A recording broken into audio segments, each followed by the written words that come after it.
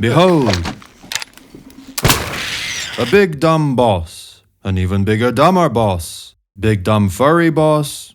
Big dumb kaiju boss. Even when they try a non-big, non-dumb boss, he eventually, invariably devolves into a big dumb boss, or a big dumb bitch. Your very existence breaks the lore, so you aren't even a thing as far as I'm concerned. Which is why Deadly Alliance goes down in history as one of the more intriguing Mortal Kombats, because it has not one but two villains, neither of them big dumb brutes, who together accomplish more in one afternoon than the rest of Mortal Kombat's entire rogues gallery in the whole fucking series. Let's see if we can reproduce that success and take it a step further, while also crafting MK13, and fixing and continuing the old games too, and the new ones, while also fixing Kronika along the way, somehow. And also actually making use of all this power system mumbo-jumbo I made that up until now was just cool non-canon trivia. Sound good? Sound good. Our story starts with Order Realm attacking the other realms and absolutely liquidating them and most of the characters we know. This could be a full-scale invasion, or a tournament followed by a full-scale invasion, or any combination of these plus cheating, subterfuge. Either way, the results are the same. Realms ruined, everything ruined. A small group of our heroes, Fire God Liu Kang, Raiden, Scorpion, Reptile, probably a few others too, survive and manage to escape and find solace in Chaos Realm. Within the twisted Chaos Realm of the M1K timeline, our heroes discover some of the timelines that we're familiar with, e.g. the Midway timeline, the previous NRS timeline, the Shaolin Monks timeline, and they conclude that most of these timelines are artificial ones created by the meddling of one entity, Kronika, which Fire God Liu Kang handily defeated. Essentially, there was one true history of the world, which then got tampered with and splintered into the many timelines we're aware of now, including the one we're currently in. And after careful analysis, they trace this splintering to one single moment in the original timeline, let's call it the Golden Timeline, where everything went to shit. Armageddon. Yes, the events of Mortal Kombat Armageddon should not have come to pass. They are an aberration, a freak event, an irritant of history derailing it from its true destiny. And so the heroes concoct a plan to give the universe another throw, a better throw, to go back to the Midway timeline and prevent Mortal Kombat Armageddon from ever happening. Along the way, they encounter or are made aware of alternate versions of themselves. M1K Scorpion meets Midway Scorpion and laments what his alternate self has gone through and become. The two form a bond of kinship. Melina resents her alternate clone self but also wants to help her. But they have a job to do. Their first stop is actually Deadly Alliance. During the events of that game, that timeline's Reptile gets possessed by the soul of the Dragon King Onaga. Preventing that from happening is step one, something M1K Reptile is very keen on accomplishing. And in the process, perhaps M1K Ashra could fight Midway Natara or something like that, since Natara is the one who lures Reptile into Onaga's grasp, and Ashra and Natara have a bit of a rivalry going on, so it would be cool to see. Step 2, Liu sends the two reptiles on a special mission that will be revealed later. Step 3 is to intercept Taven, a demigod son of Argus, protector god of Edenia, who built the pyramid that everyone would go on to slaughter each other. Only instead of Taven, they come across his mother, the sorceress Delia. Being a far-seer, Delia recognizes Team Fire God as foreign to this timeline and seems sympathetic to their plight. Knowing that Delia is actively trying to prevent Armageddon, the party opens up to her. As the heroes explain their mission to her and how important it is to see it through, Fire God Liu Kang stays silent. He knows what comes next. Delia listens unperturbed and even starts completing their sentences before they do. She knows everything. She has spent centuries peering through the keyhole of time, studying all realities, all probabilities and outcomes. She is fully aware of the upcoming slaughter at the pyramid, and why it must come to pass. The heroes grimace. Seeds of an eerie revelation start to fester at the edge of their awareness. They didn't encounter Delia by chance, she tracked them down to kill them. For none may interfere with her plans. It turns out that Armageddon was all a ploy to gain power, expertly orchestrated by Delia. You want a good MK villain? Hold on to your nuts. What actually happened in MK Armageddon is Delia planted visions of Armageddon inside Argus's head and created the pyramid and blaze to attract all fighters to it, including, and this is key, Shujinko. Because Shujinko is essentially a chameleon at this point. He can absorb everyone's abilities just by being around them, which means he absorbed everyone's abilities. The whole cast. And Blaze's true purpose was to absorb Shujinko's power. Defeating everyone is an impossible task, but defeating just one guy in the midst of a large-scale battle, that was child's play. Though Shujinko was a force to be reckoned with, he was up against gods and sorcerers with millennia of experience and battle prowess. Shujinko eventually became severely wounded, and in the midst of the chaotic battle for Armageddon, Blaze found him and killed him, absorbing his powers. All his powers. The strength of thousands of souls, from the fighters themselves, from Shang Tsung, from Shao Kahn, along with all the elemental abilities of all the combatants. Every single element and every single permutation of elements imaginable, absorbed by a being that could make use of them all. This is where many of these pointless videos can retroactively gain a purpose, where all the power system stuff comes together, including this silly old video which attempts to explain how a certain combination of elements can result in time powers. Delia would be reborn from Blaze like a phoenix, a fitting analogy given her fire sorceress theme. She would set her own ashes ablaze and become Kronika. It no longer mattered that Shao Kahn eventually defeated everyone and conquered Blaze. Delia had already separated herself from him. Whatever power was left for Shao to absorb was of no consequence. The sorceress had won.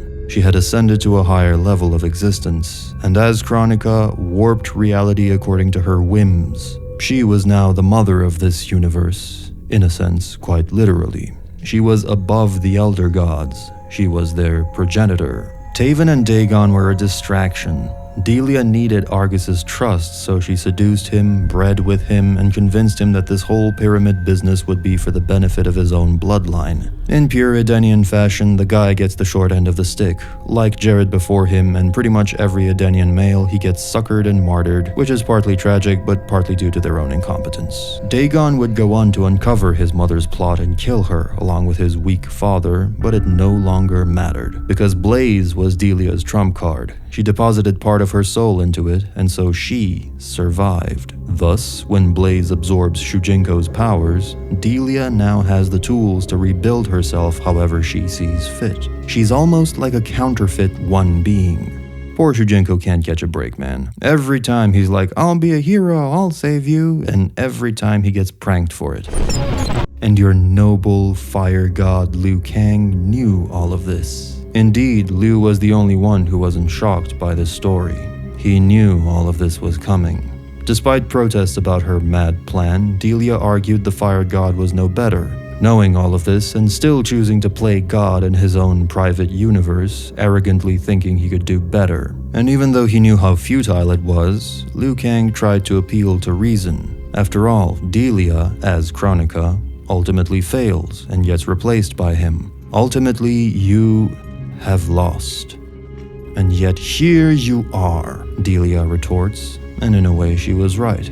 They're still victims of her plots, still trying to truly get rid of her in vain. The ensuing battle, or more so a duel between Liu and Delia, as the others didn't stand a chance, was brutal, challenged to and locked into Mortal Kombat. A very appropriate duel of the flames, fire versus fire. Fire god versus fire sorceress. And despite being an inferior fighter, not yet a goddess, and having a significant portion of her power locked off within Blaze, who was silently awaiting Armageddon, Delia managed to outsmart the fire god in battle. One moment of overconfidence, a split second of waning focus, and Delia used her magical abilities to strip Liu Kang of his powers, absorbing them and adding them to her own considerable might. She engulfed the now human Liu Kang in flames, and then turned her sights on the rest. Devastated, the other heroes grabbed Liu Kang's burnt body and tried to escape, only to be encircled in raw flames. Launching a giant serpent of flame at them, her attack was parried by none other than the original Scorpion, whose hellfire was strong enough to withstand the attack. The two Scorpions' friendship paid off. He then quickly teleported everyone out of harm's way. The dying former fire god admits he indeed knew all of this. The messed up timelines, their source, and what must be done to fix them.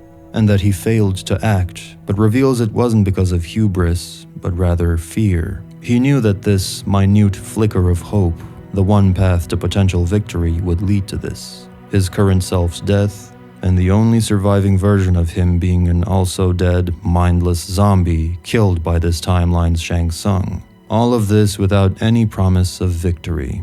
Even for a god, this was a grim fate. He tried to find an alternative, but ultimately, this was the right thing to do.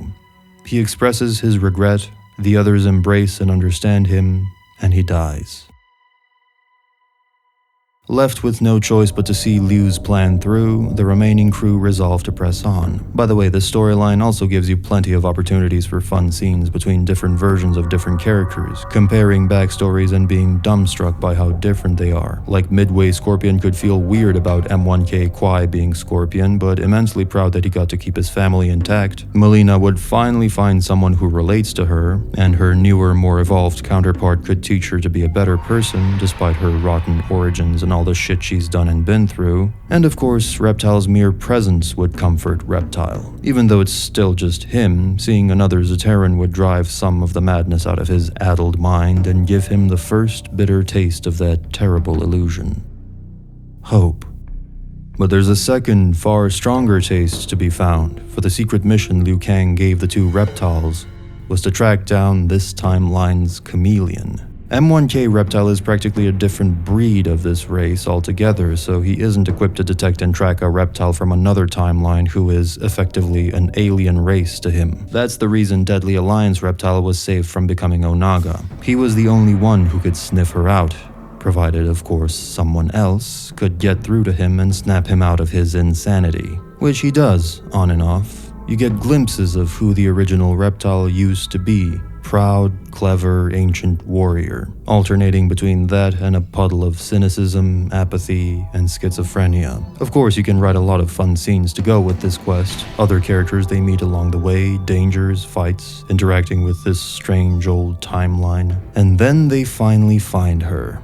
Against all odds, they cross paths. Chameleon had been searching for Reptile for years and would have given up had Onaga possessed him, which is the other reason why saving him was important. To ensure her cooperation, give her a reason to fight for this universe. There's a tear-jerking scene when Midway Reptile slowly approaches her and, with serene music in the background, reverts to his normal human form in her presence, referencing some old lore about male reptiles' devolution in the absence of their female counterparts, which I think is silly, but still worth paying homage to. I think it'd be a pretty cool payoff to the very minor setup of Reptile's derangement. And now he is finally rid of it. Now there is real hope. For she is the only one who can intercept Shujinko before he gets to the pyramid, and the only one strong enough to stop him.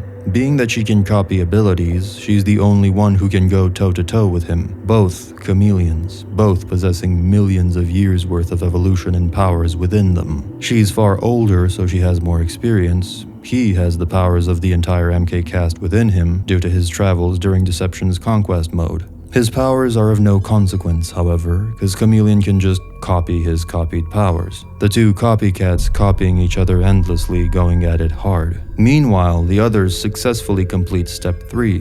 Taven is also recruited by the Time Squad and given the most important job of all, to face his mother and stop her, because apparently only he can. The guy that needs to fix the timeline is also the guy that least wants to do it. The huge emotional conflict that results from Taven having to turn against his mother is compelling, and it makes the whole mission risky as fuck. Now there's a lot of character development and scenes and events we'd need to inject into Taven, probably Daven too, to make this truly shine, but that takes way too long, so I'm just giving you the bullet points of the plot right now. Chameleon successfully intercepts Shujinko. The two engage in one of the most epic battles you've ever seen. Imagine seeing the entire MK cast embodied in two fighters having a go at each other.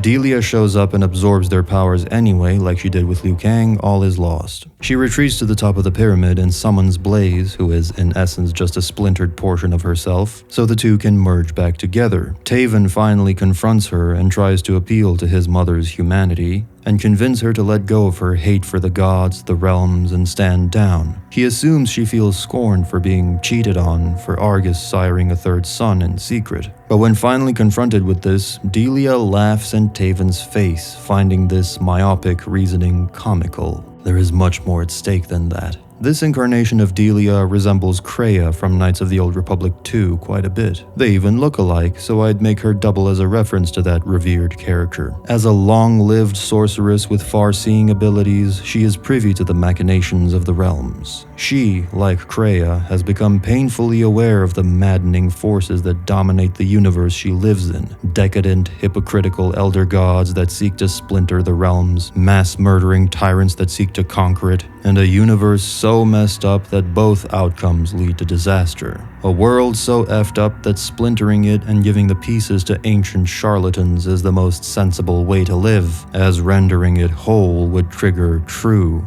Armageddon. A world where bloodthirsty tournaments and cataclysmic wars for conquest are the norm, all of them for the amusement of the conniving and the ignorant. These realms are beyond redemption. There is no shred of innocence left in them. All solutions are rigged, so she created her own solution.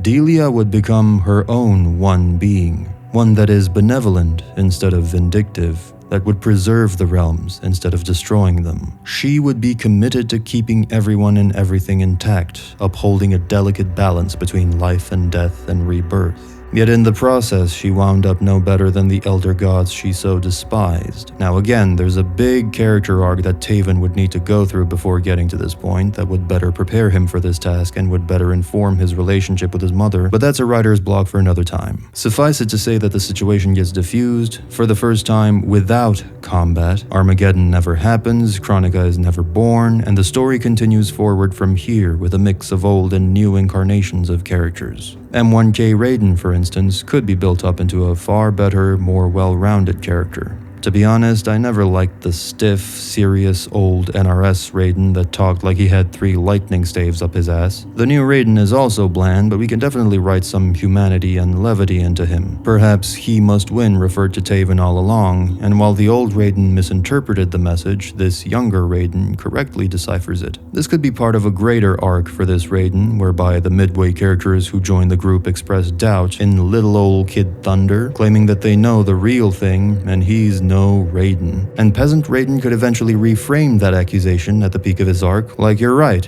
I'm not the Raiden you know, which is why I won't make the same mistakes he did. You know, pull a Terry McGinnis. You're out of your league, McGinnis. I know every trick the original Batman and Robin knew at their peak. Maybe, but you don't know a thing about me. Other characters could also be ported over from the new timeline into the classic one, like Melina. Perhaps the old Melina dies tragically and the new one takes her place. I always thought Melina and Kitana being actual twins instead of just the clone bit to be a good idea. Basically, all timelines and incarnations of the characters should be treated with respect. Each has its own fan base, and you have to do your best to work with them, not against them. Give Kwai Scorpion and company some likable scenes and inspire some regret in the players' minds when they perhaps realize they gotta go out of the timeline or die defending a timeline that's not theirs or get stranded in it. There's lots of things you can do. This whole game has to feel like penance. Penance and catharsis for decades worth of unresolved plot lines. And as I mentioned in my last video about the topic, it's crucial that none of this gets in the way of newer fans' enjoyment of the story. They have to be along for the ride and go, wow, this is cool, being none the wiser about the grander implications at play, but curious to read up on them after the fact. The only problem with this whole thing is we just reenacted the pyramid crap the last game. At this point, all fans of all timelines are sick of it, but hopefully the content within makes it worth it. Especially since it's not really about the pyramid and the big uber battle at the end, it's much more of a personal story masquerading as an end of the multiverse one. Of course, there's other characters and plot threads that would need to be accounted for, like M1KB Han versus the Midway one. You'd have your work cut out for you. But this approach is definitely doable and could potentially unite the fan bases for the first time. Get them all invested in the same thing. And then you could have a sequel, an actual sequel that's part of an actual saga and continues it. Extra special shout out to Kobe Brewster and Serhi Shrishin, who helped brainstorm some of these ideas. This video is a continuation to this thing. There are other ideas and reasonings I share there, so watch that too if you want to get the full picture. Delia's a really cool looking character. but fairly unfulfilled. You can barely find like 3 artworks of her. And I think she'd really shine as a villain, but a villain with a point. One that's cool looking, sexy, devilishly smart, is not a big dumb brute or kaiju, and has slightly more nuanced motivations than me like Conquer. Or we could resurrect Shang Tsung. Special thanks to Jigglypuff Puff, Thomas Marshall, Serhi Hrishin, Clocks, Juan Bautista Cortez, Jenna Rochanella, as well as my other members for being irresponsible enough with their spending to support the channel.